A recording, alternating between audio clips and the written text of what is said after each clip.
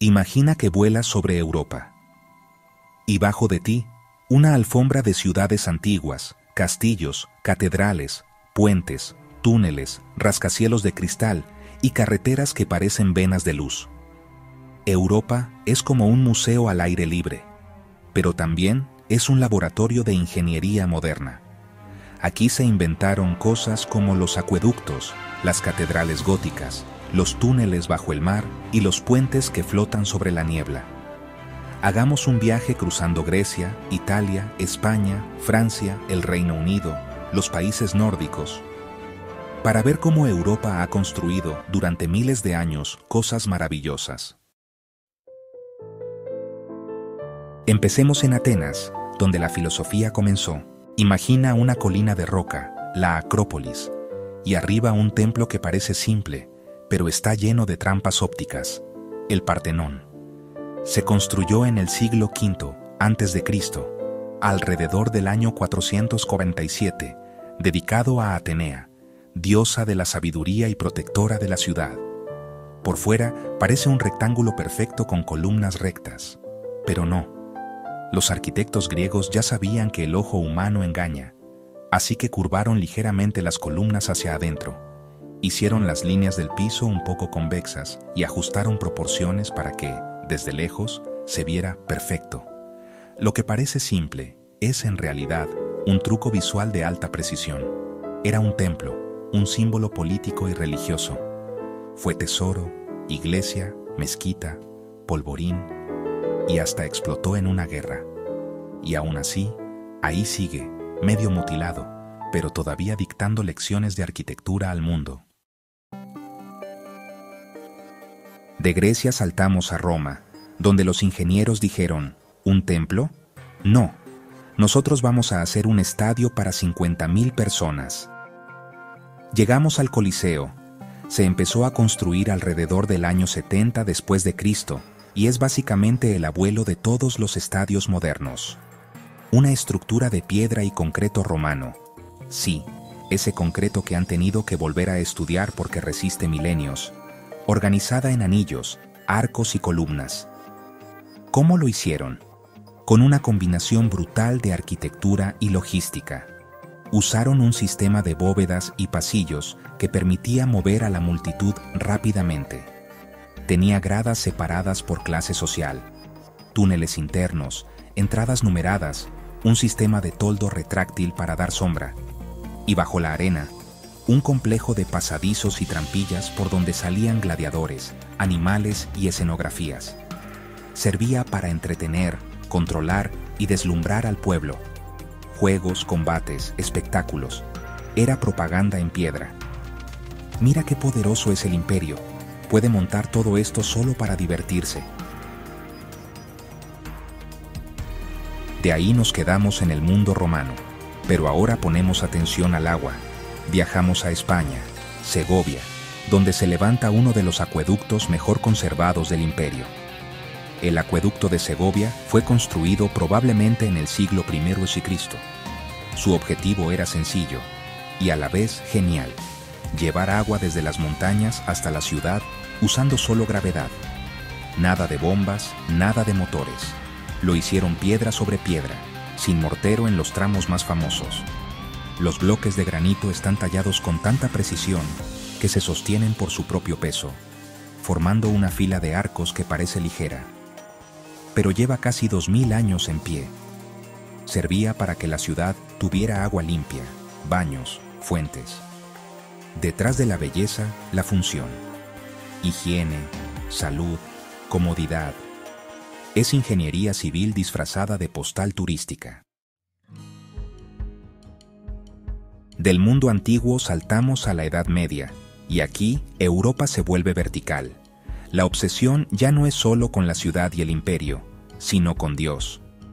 Y si miras el skyline de aquella época, lo que domina no son rascacielos, son agujas de catedrales. Imagina París, siglos atrás, cuando la construcción de Notre Dame empieza en el siglo XII. Una catedral gótica no es solo un edificio para rezar, es una máquina de luz y piedra. Arcos apuntados, bóvedas de crucería, vitrales gigantes, contrafuertes exteriores que sostienen muros cada vez más altos. ¿Cómo la construyeron? Con décadas de trabajo. Maestros canteros, carpinteros, artesanos del vidrio, sin computadoras, pero con una comprensión intuitiva de cargas, empujes y pesos. Los arbotantes son la clave. Esos brazos exteriores que abrazan el edificio permiten levantar muros tan altos y perforarlos con ventanas enormes sin que todo se caiga. ¿Para qué servían estas catedrales? Claro, eran templos, pero también eran libros de piedra. En una época en que la mayoría no sabía leer, las esculturas, los vitrales y los relieves contaban historias bíblicas, enseñaban, advertían. Eran el centro espiritual, social y simbólico de la ciudad.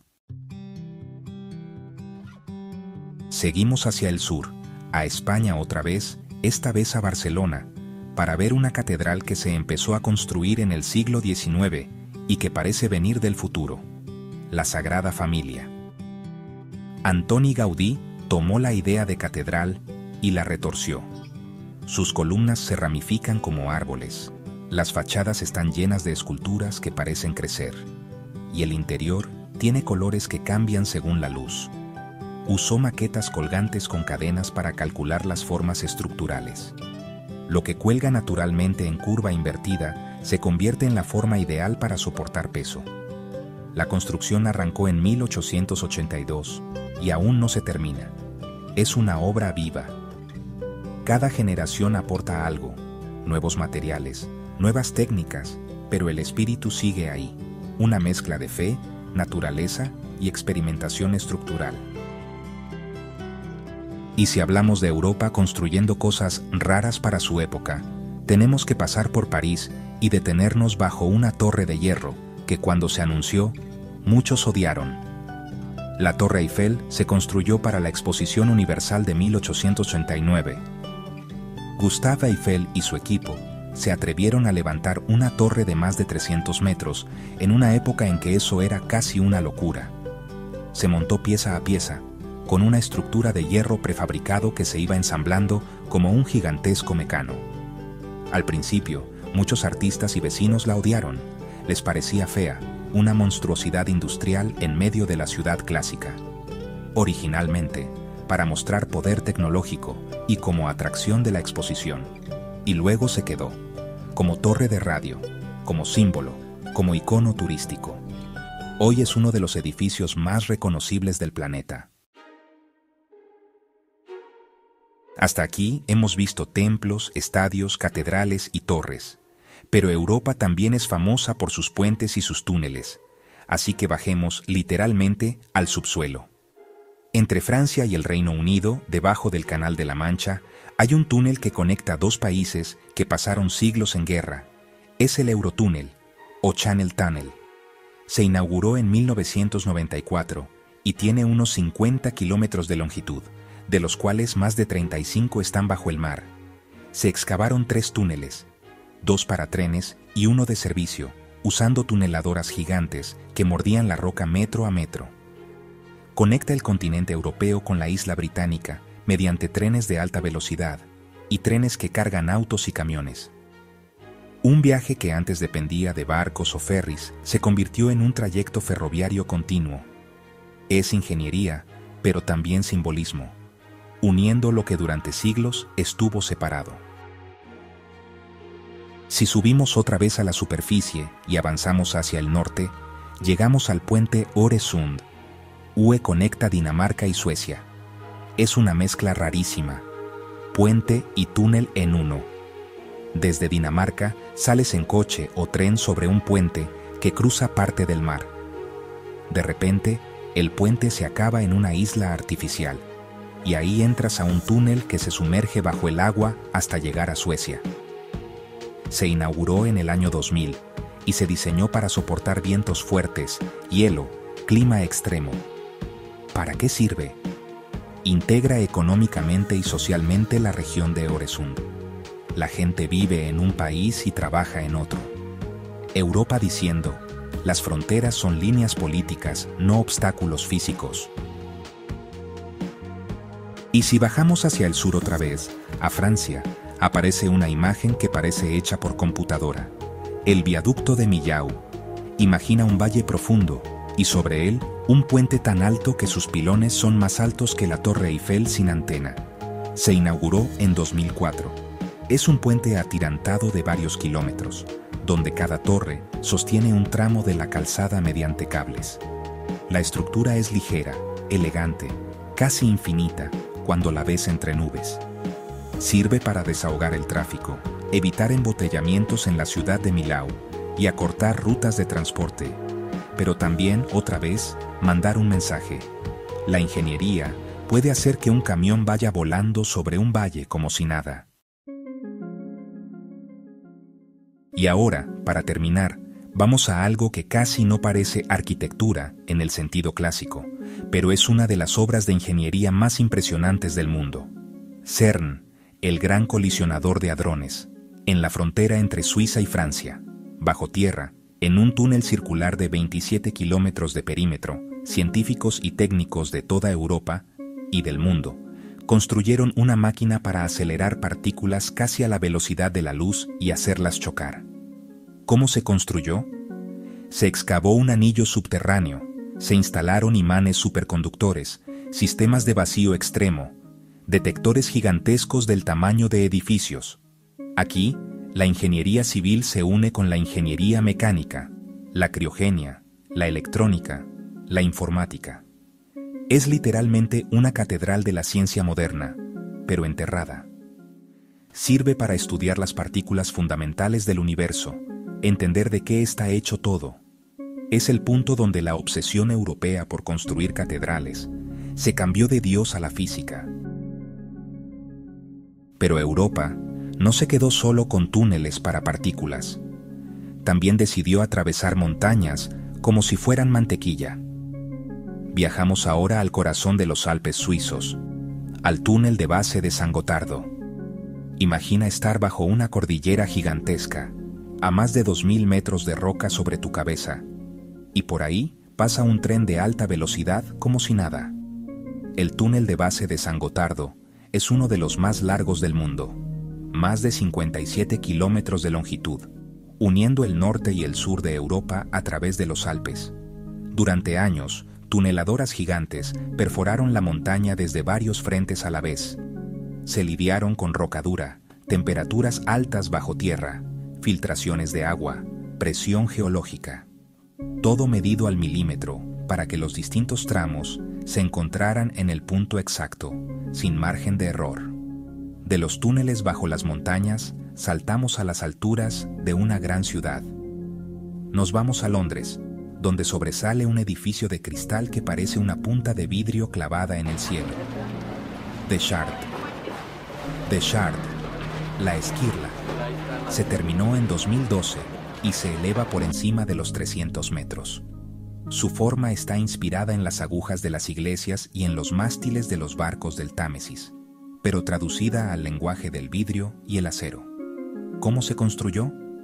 Se levantó un núcleo central de hormigón armado que da rigidez al edificio, y alrededor se fue montando una piel de cristal en planos inclinados que no cierran del todo en la parte de arriba, como si la torre nunca terminara.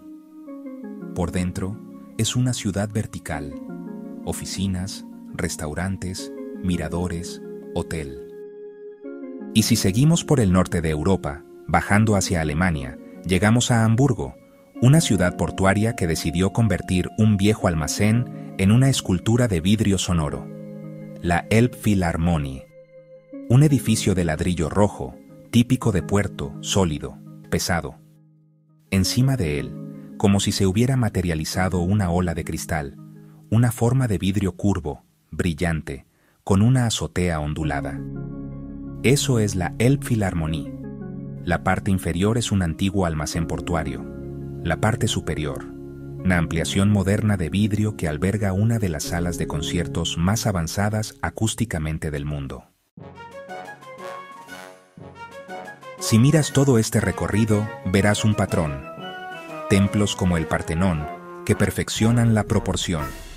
Anfiteatros como el Coliseo, que perfeccionan el espectáculo. Acueductos que perfeccionan el agua.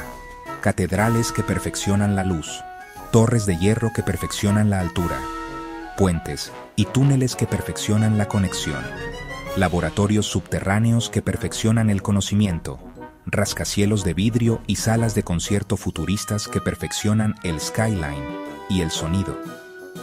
Europa es un lugar donde la arquitectura y la ingeniería siempre han sido más que edificios. Son manifestaciones de poder, de fe, de ciencia, de comercio, de arte, de orgullo. Y si juntas todas estas obras, antiguas y modernas, la historia que cuenta sola. Durante más de 2000 años, Europa ha estado probando ideas una y otra vez. Si algo parece imposible, se calcula, se dibuja, se discute y al final se construye.